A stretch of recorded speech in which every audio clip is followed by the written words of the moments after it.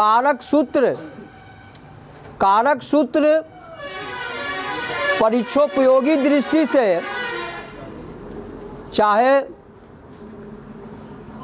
वह मैट्रिक की परीक्षा हो, इंटर हो, ग्रेजुएशन हो, टेट हो, बेट हो, नेट हो, स्लेट हो, सारे में कारक सूत्र अति आवश्यक है।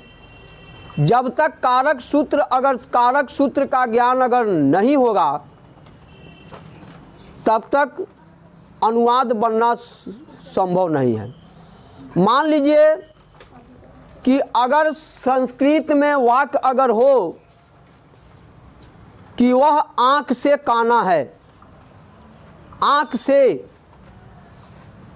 तो इसमें अगर बोल देगा कि यह वाक्य कौन सी सूत्र से, यह माने कौन सी सूत्र से इसका अनुवाद बना या कौन सूत्र से बनाएंगे, तो इसका सूत्र है एनांग विकारः। जिस अंग में विकार उत्पन्न हो, जिस शरीर के अंग में विकार उत्पन्न हो, विकार का अर्थ होता है दुर्गुण। तो जिस अंग में विकार उत्पन्न हो, दुर्गुण हो, दोष हो, उस विकारवाची अंगों के साथ तृतीया विभक्ति होती है। मान लीजिए कि यहाँ दे दिए सह कर्णेन वधिरः अस्ति, वधिरः अस्ति, वह कान से बहरा है। तो कान से बहरा है तो कौन सी शरीर के कौन सी अंग में विकार उत्पन्न हुआ? कान में, वह कान से बहरा है। तो एनांग विकार सूत्र से कर्णेन बधिरः, यह वाक्य क्लियर हुआ। तो हम कहे थे कि जिस विकारवाची अंगों के साथ तृतीया विभक्ति होती है तो वही कर्णेन में तृतीया विभक्ति का प्रयोग होया। कभी कभी 2 नंबर के सूत्र पूछ देगा कि इस सूत्र की व्याख्या कीजिए, जैसे एनांग विकारः।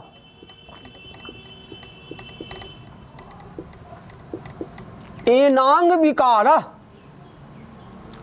तो सबसे पहले इसमें संधि की आवश्यकता है, संधि को तोड़ना होगा। एन अंगः विकारः, एन अंगः विकारः, जिस अंग में विकार उत्पन्न हो, दुर्गुण हो।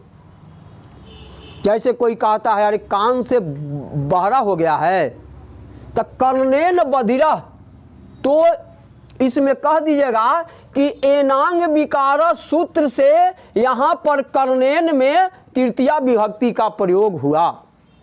ये 3 नंबर का सूत्र अगर चलता है तो अब हम जो सीधा कारक प्रकरण है एक बार और आप लोगों को मौका दे देते हैं, क्योंकि यह बहुत इम्पोर्टेंट है सूत्र, यह अनुवाद में बहुत काम करेगा।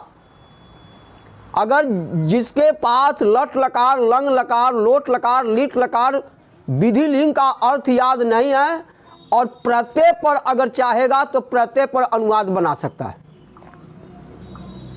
अब प्रत्यय में है माने 5 प्रकार के होते हैं प्रत्यय: सुप, तीप, तव्यत, कृदंत, स्त्री प्रत्यय। 5 सुप, सु औजस है ना, फिर है तिप, तिप तस्जी, सिप थस, मिप वस्मस, और तीसरा में होता है कृदंत, जिसको हम कहते हैं कृत प्रत्यय। इसमें होता है कत्वा, ल्यप, सत्री, सानच, है ना, और कृदंत में होता है अक, राउल, मतुप, फिर होता है स्त्री प्रत्यय चाप, डाप, टाप, डीस, आनुक, ये सब प्रत्यय है। तो पहले मैं चलता हूं कारक सूत्र। अब है कारक सूत्र। अब पहला है कर्तरी प्रथमा। कर्तरी प्रथमा पूछ देगा कि इस सूत्र की व्याख्या क्या है, कर्तरी प्रथमा। तो खाली अतने में दे दीजिए। आप कॉपी पलटते माने कॉपी देखते जाइए, रिवाइज हो रहा है आपका। कर्तरी प्रथमा, कर्ता कारक में प्रथमा विभक्ति होती है। जैसे रामः पुस्तकम पठति, रामा पुस्तकम पठति, तो कर्तरी प्रथमा, कर्ता में प्रथमा। तो इस वाक्य में कर्तरी कौन है, कर्ता कौन है, राम। तो राम में प्रथमा विभक्ति हुआ। क्लियर हो गया? ओके। दूसरा में है अभिधेय मात्रे प्रथमा, अभिधेय मात्रे प्रथमा। अपना देखते जाइएगा। अभिधेय का अर्थ होता है नाम, नाम के अर्थ में प्रथमा विभक्ति होती है। जैसे रामः, कृष्णः, गजः, अश्वः, सीता, गीता, लता। कौन सी विभक्ति हुई, प्रथमा। अब एक में है अव्यय योगे प्रथमा, अव्यय योगे प्रथमा।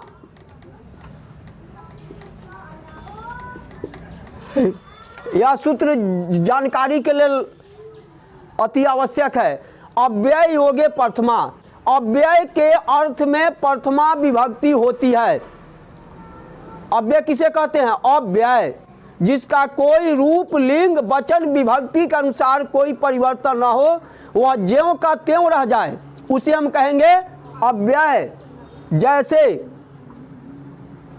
यथा, तथा, ऊंचय, नीचय, इति, अकस्मात, अधुना, इदानीम, यदा, कदा, मंदंग, मंदंग, ये सब क्या है, अव्यय है, कोई परिवर्तन। अब यहां देखिए, जैसे कृष्णः इति सखा अस्ति, कृष्णः इति सखा अस्ति।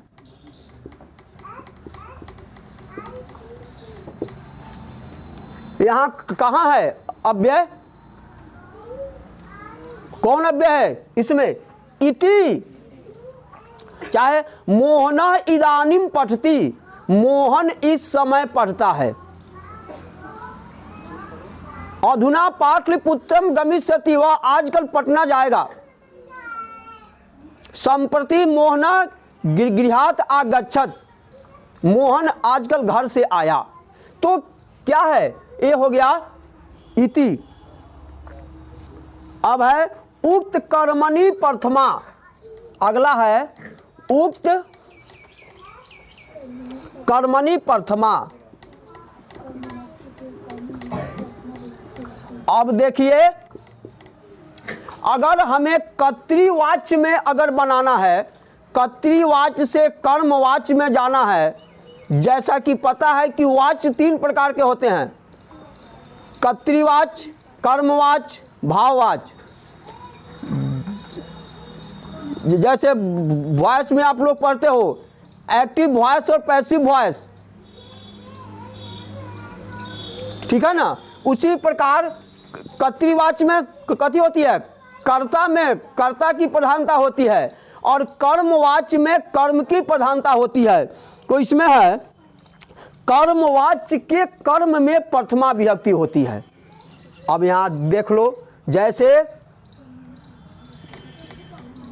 मोहनेन ग्रंथः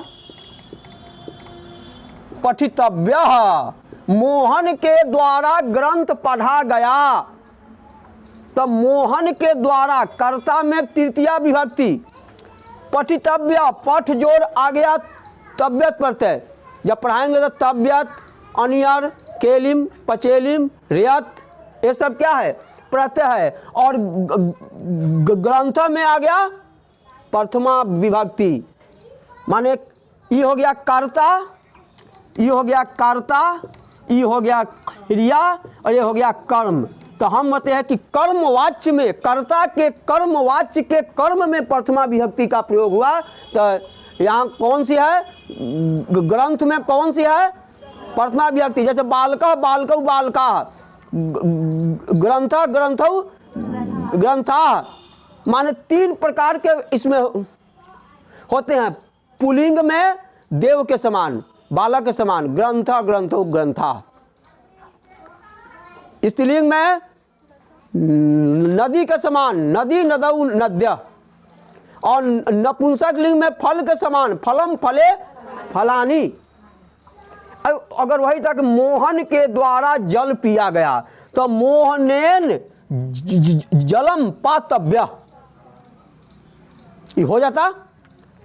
तो ये हो गया। अब एक सूत्र है संबोधने च, यह कर्ता कारक का सूत्र हो जाएगा खत्म। संबोधने च, ये सब बताए होंगे आपको, कॉपी पर होगा।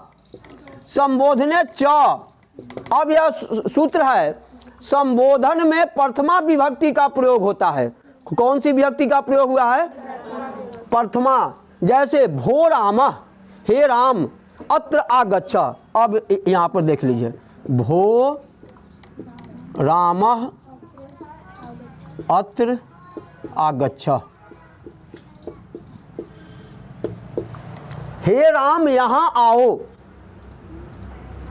आओ। इसमें ना तू तामंतु हितम तो आनिया वाम, तो क्या है, भो राम, यहां संबोधन हो रहा है। तो भो राम में कौन सी विभक्ति हुआ, प्रथमा विभक्ति हुआ प्रयोग। क्लियर है। अभी इसको मिटा दीजिए, हम कर्म कारक में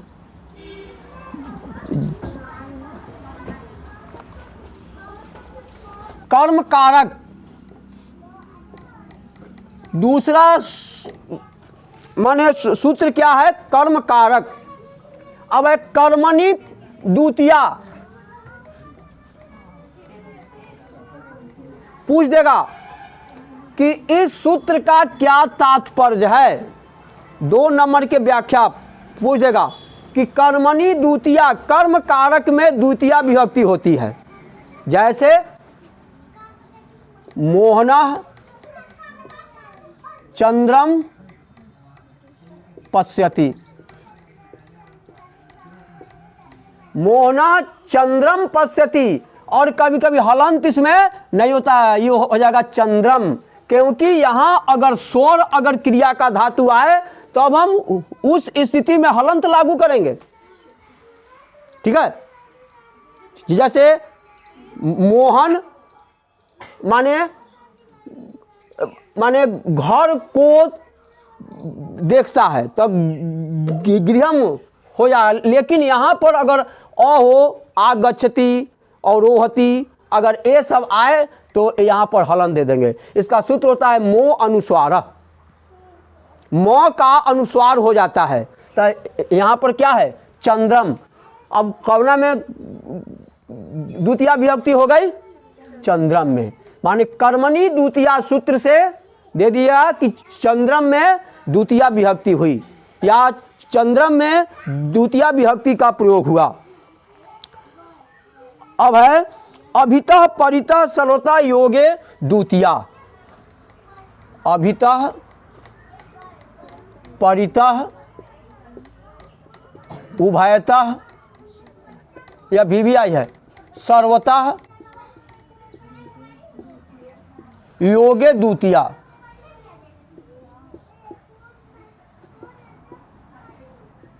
देखिए अभितः दोनों ओर, परितः चारों ओर, उभयतः दोनों ओर, सर्वतः सब ओर। इन सब का अगर भाव उपस्थित हो वाक्य में, अभितः परितः उभयतः सर्वतः योगे द्वितीया, दोनों ओर, चारों ओर, सब ओर इत्यादि हो, तो हम आंख मूंद के कर्मणि कर्म कारक सूत्र से हम द्वितीया विभक्ति का प्रयोग कर देंगे। जैसे विद्यालयम, विद्यालयम परितः वृक्षम अस्ति।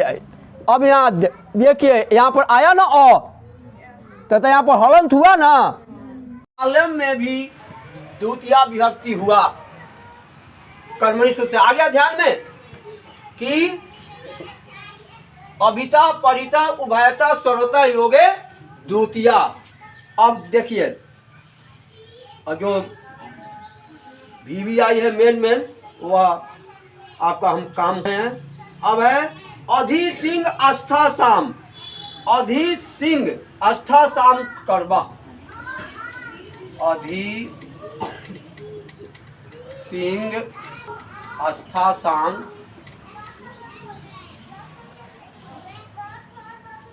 कर्मम। अब देखिए, अगर अधि सिंह, अधि उपसर्ग रहने पर, सिंह माने सोना, आस्था निवास करना, वश माने ठहरना, अधि उपसर्ग रहने पर सिंह आस्था, सी आस्था और आस धातुओं में द्वितीय विभक्ति का प्रयोग होता है। आस माने बैठना और सी माने सोना और आस्था माने ठहरना।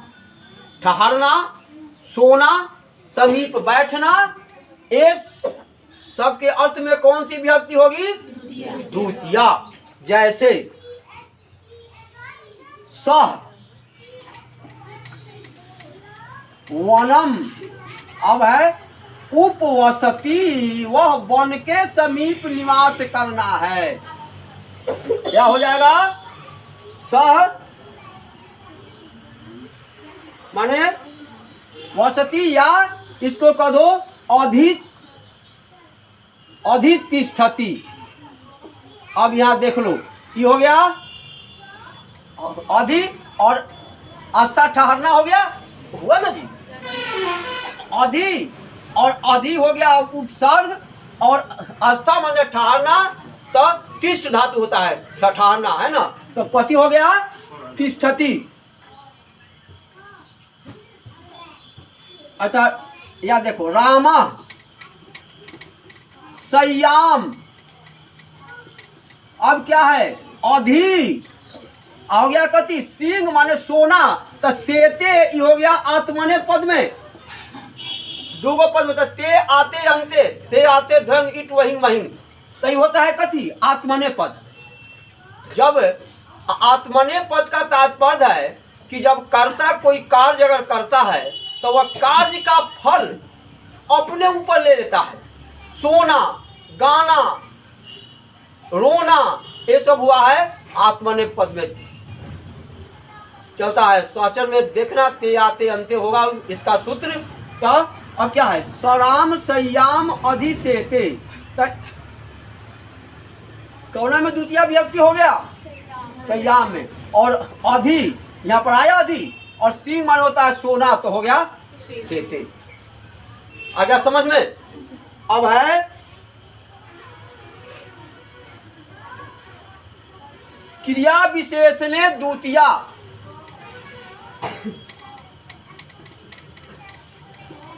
क्रिया विशेषणे द्वितीय। अब देखिए, विशेषण की क्या परिभाषा है? विशेषण जो किसी चीज की विशेषता बताए, कर्ता की विशेषता बचाए। अगर कर्ता की विशेषता को बता दे तो गोरी, गोरी लड़की, कौन सी लड़की? सुशीला माने सर्वगुण लड़की, या मेधावी लड़का। और लड़का की कौन सी विशेषता हो गया? मेधावी। अब है मूर्ख लड़की, कौन सी लड़की है ना? बदमाश घोड़ा, कौन घोड़ा? अब है धीरे धीरे चल, मंदन चलती, धीरे धीरे चलता, मंदन मंदन। तो यहाँ पर है क्रिया विशेषण, चाहे सुंदरम चलती, वह कैसा सुंदर चलता है, तो हो गया क्रिया विशेषणे द्वितीय। तो राधा मंदम मंदम गायती,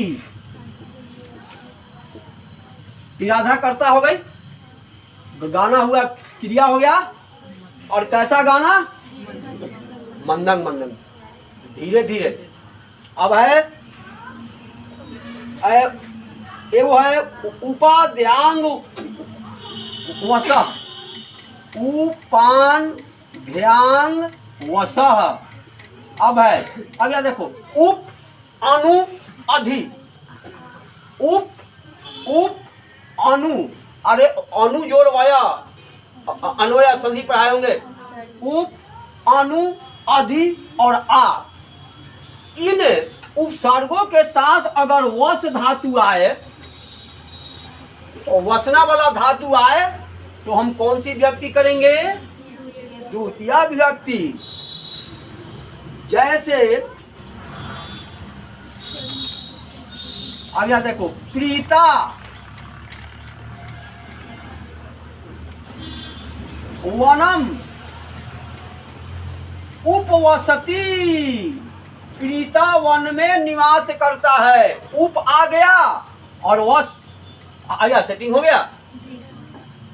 प्रीता वनम उपवसती, सीता वन, भले प्रीता वन में निवास करती है। अब देखा, मोहना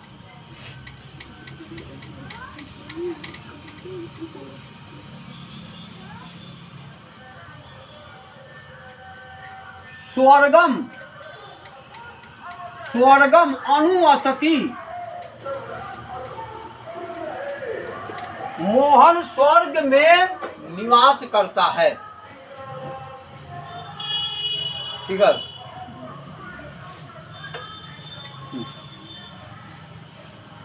अब एक सूत्र और है, काला धनुष अत्यंत संयोगे द्वितीया, काला धनु अत्यंत संयोगे द्वितीया।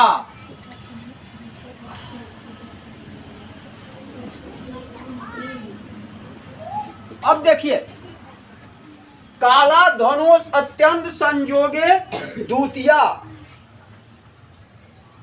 काला धनुष संयोग का मतलब होता है कालवाची और मार्गवाची। ठीक है, कालवाची और मार्गवाची शब्दों के साथ अगर क्रिया का अत्यधिक लगाव हो, तो उस कालवाची और मार्गवाची शब्दों में हम द्वितीय विभक्ति का प्रयोग करेंगे।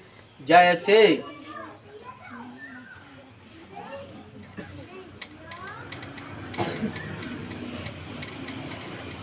सृष्टि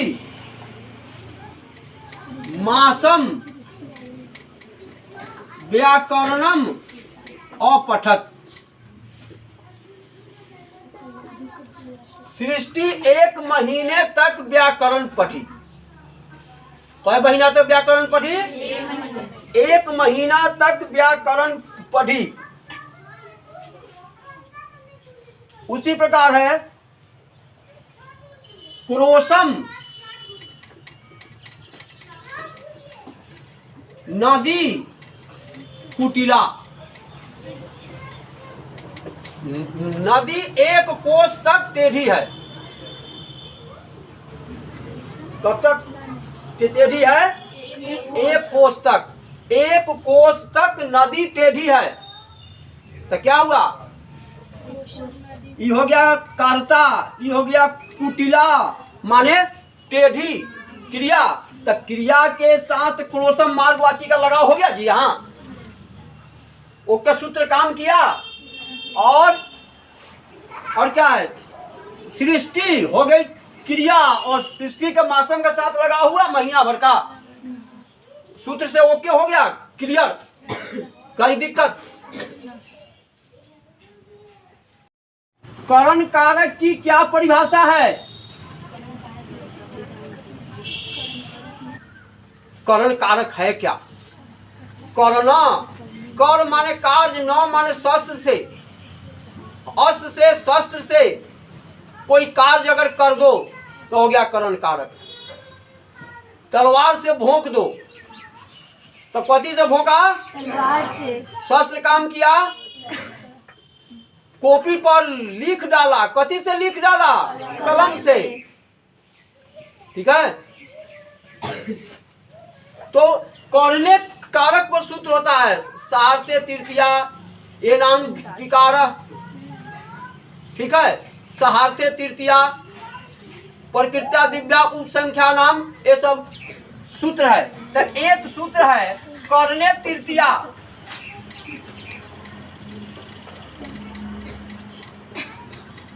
अब करने तृतीया का मतलब कथी है? करण कारक में तृतीया विभक्ति होती है।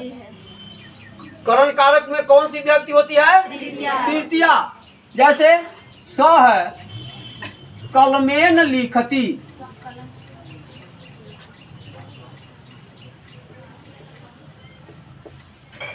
सवा कलमेन लिखती। वह कथी से लिखता है? कलम से लिखता है।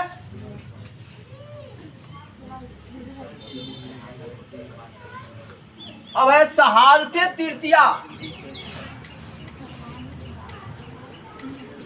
सहारते तृतीया साथ के अर्थ में तृतीया विभक्ति होती है। साथ के अर्थ में कौन सी विभक्ति होती है?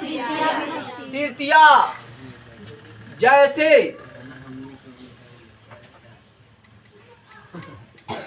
सोहनेन सह कल्याणी वनम गच्छति। कौन जाती है? सोहन के साथ कौन गया वन? कल्याणी जाए, गुड्डन जाए, सृष्टि जाए, जो भी जाए, माहिरा जाए, तो जो भी जाए तो क्या हो गया? सोहनेन सह कल्याणी वनम गच्छति। ये तुम लोग को जल्दी याद हो जाएगा। सोहन के साथ कौन किया? हाँ। उसी प्रकार है यजमानेन सह पंडितः भोजनम करोति। जजमान के साथ पंडित जी भोजन करते हैं। किसके साथ? पंडित जजमान साथ। ये हो गया। अब है अपवर्गे तृतीया। अपवर्गे तृतीया।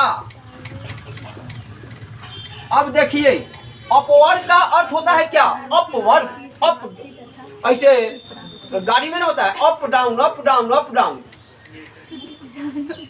आना जाना होता है ना।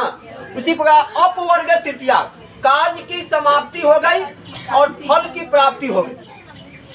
कार्य की समाप्ति हो गई और फल की प्राप्ति हो गई। इन दोनों के अर्थ में कौन सी विभक्ति होंगे? कहेंगे तृतीया विभक्ति। जैसे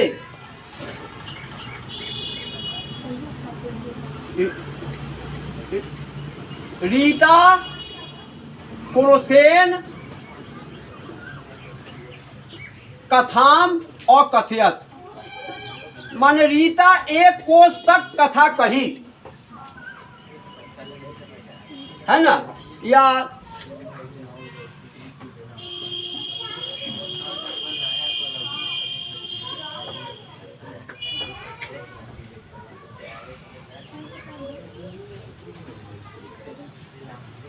अब है माहिरा मासम संस्कृतम अपठत। अरे मासेन संस्कृतम अपठत। माहिरा एक महीना तक कथी पढ़ी? आ संस्कृत काट के पढ़ो उर्दून हो जाएगा, या आंग्लेन माने अंग्रेजी, जो भी कहो।